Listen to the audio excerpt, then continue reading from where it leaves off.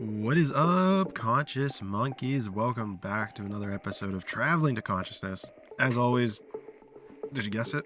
I'm your host, Clay Terry. Today's episode, we got a lot that we're breaking down for you today.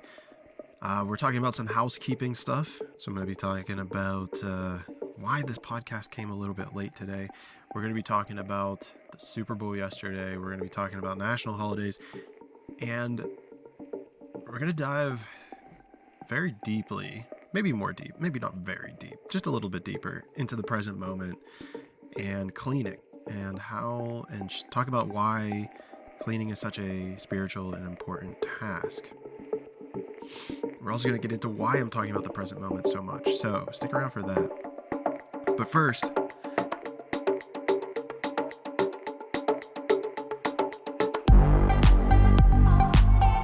Traveling to Consciousness, exploring spiritual journeys to find answers in uncertainty.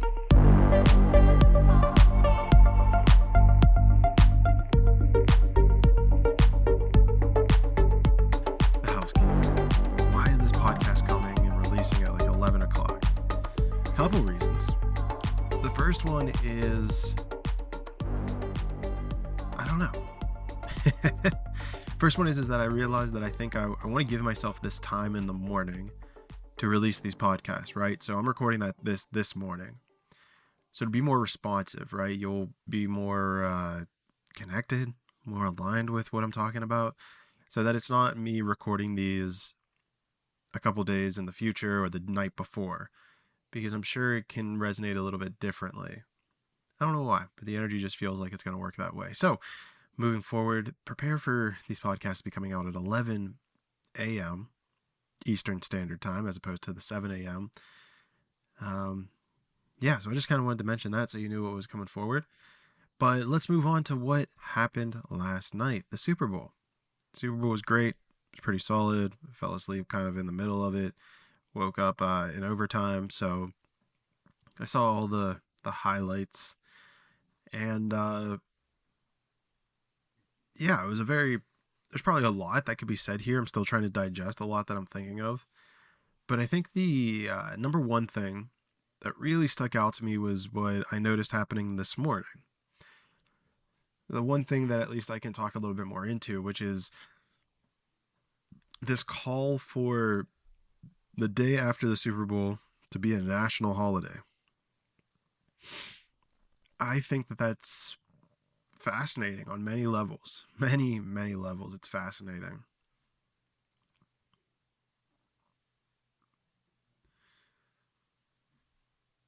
It's fascinating that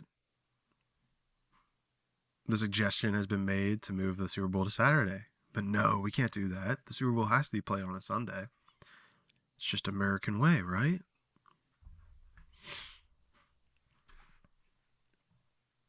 I found it fascinating how people just take off work the next day, right? Most people say they're not going to be productive. Well, maybe not even most people, but like a high percentage, what was it, like 30%? Say they're not going to be productive. Say that they'll be less productive, that they'll call in sick, stuff like this. So I think it really highlights, I guess, the power that the Super Bowl has in today's society. But what really kind of got me going even more was this idea of catering to an entertainment thing. Like warping our national policy, if you will, towards a entertainment, right? Towards anything entertainment.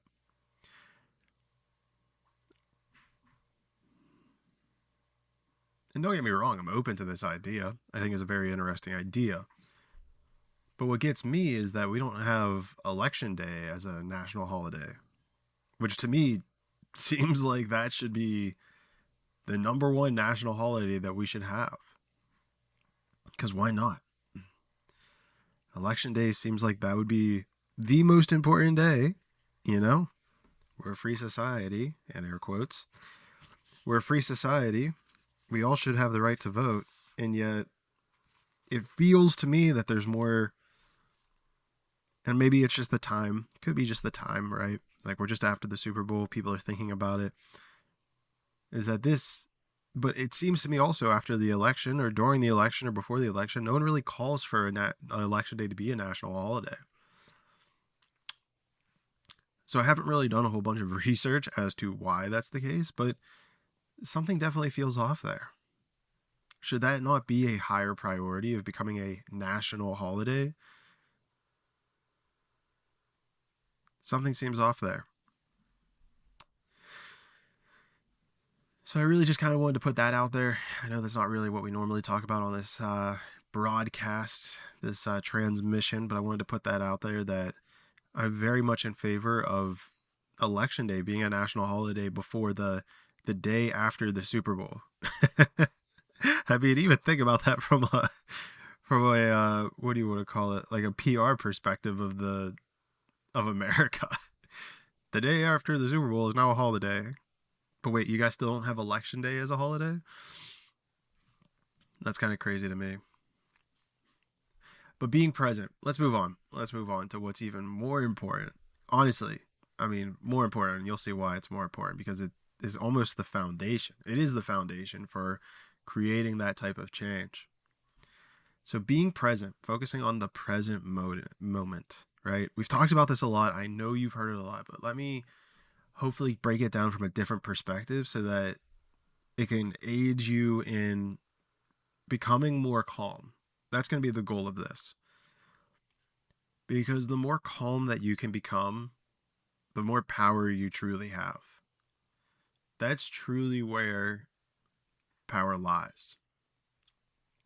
Is the calmness. How calm can you be? So I want you to take inventory real quick of maybe a time when you've seen somebody angry about something, upset about something, and you thought to yourself along the lines of like, oh, how childish, or how could you be this upset about it? How you could be this frustrated? How could you have this emotion? And I bring this up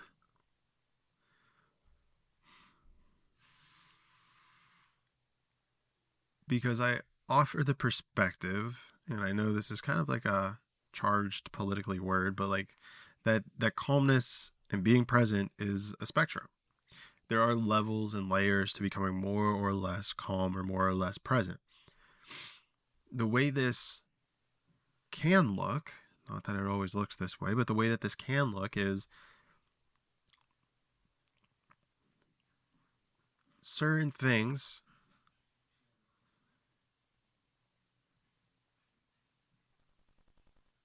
making you more or less upset as time goes on. So, you have that person who gets all upset about something that doesn't really matter, right? You see it and you don't really matter. You go home, you have your, you do your routine, but then maybe someone else could be looking at your routine. Excuse me. Someone else could be looking at your routine and realizing that you're not as calm as you could be. See, I noticed this myself whenever I noticed a friend of mine, someone close to me, was fidgeting. I saw them fidgeting, and I commented and said, hey, relax. You're getting worked up about something. And they were like, oh, I thought I was really calm. And I laughed because I was like, your body language is displaying the exact opposite. But what this had me realize is that there's a spectrum here with being calm. And it really made me think, how could I become more calm, become more centered, become more relaxed, be more present?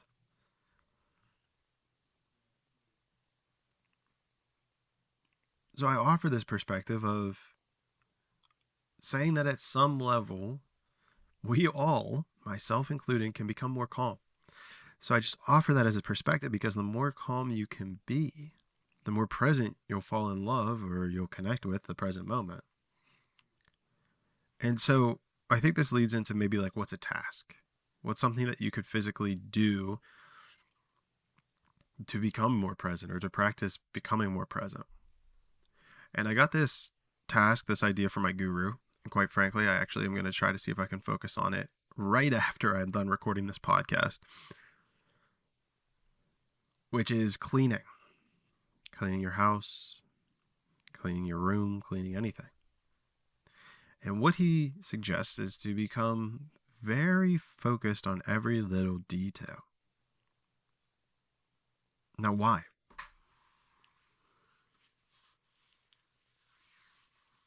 What effect does this actually have in the real world?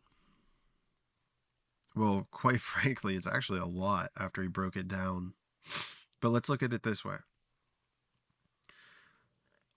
Your subconscious mind, and it's deeper than your subconscious, right? It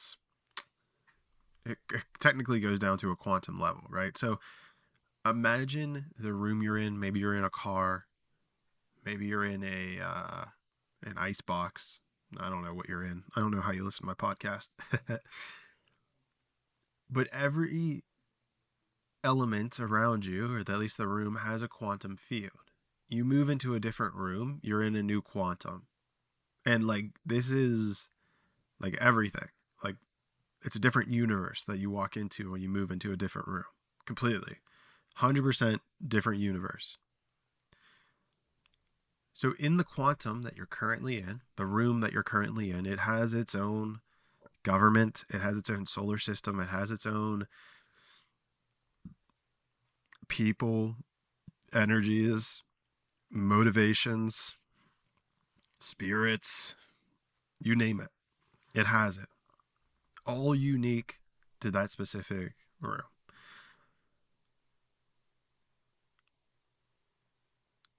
So because of this, all of those influences influence your own quantum, right? Because you have all that within you as well. Your whole body is its own quantum as well. That's try not to go too deep on this, but just try to keep it high level. It's not high level at all. It's actually very low level. So you walk into a room, your body immediately starts interacting with those quantums subconsciously, without your awareness, even deeper than subconscious, physically, technically.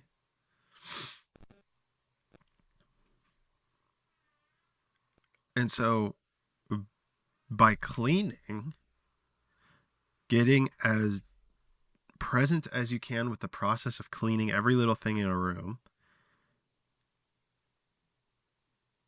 you're connecting to that quantum field. And you can even imagine this. You can imagine that you're moving around like solar systems. Actually, that could be kind of fun. Imagine you're moving around. It's not your phone, or it's not cables. It's not paper. It's not blankets. You're moving around a solar system.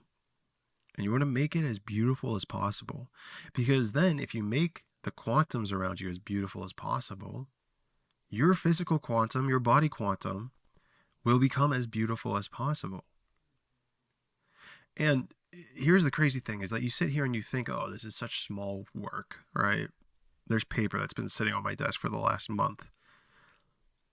Think about how many times you've thought to yourself, I should clean that up. I should move that paper.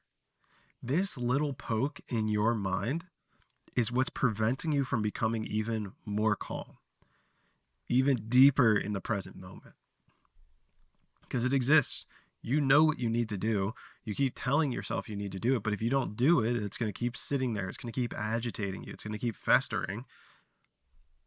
And that festering is going to prevent you from becoming more calm. So it may seem very small, but it has such a huge reaction to everything. So with that being said, I'm looking around at my place right now, and I definitely need to clean up some things. So I hope you guys all enjoyed this. Please share this with someone else if you did. And if you don't have someone else to share, I completely understand these kinds of topics are wild. Please leave a 5-star review. And if you don't do any of those, then we're going to have a very interesting talk whenever we see each other in the 6th dimension.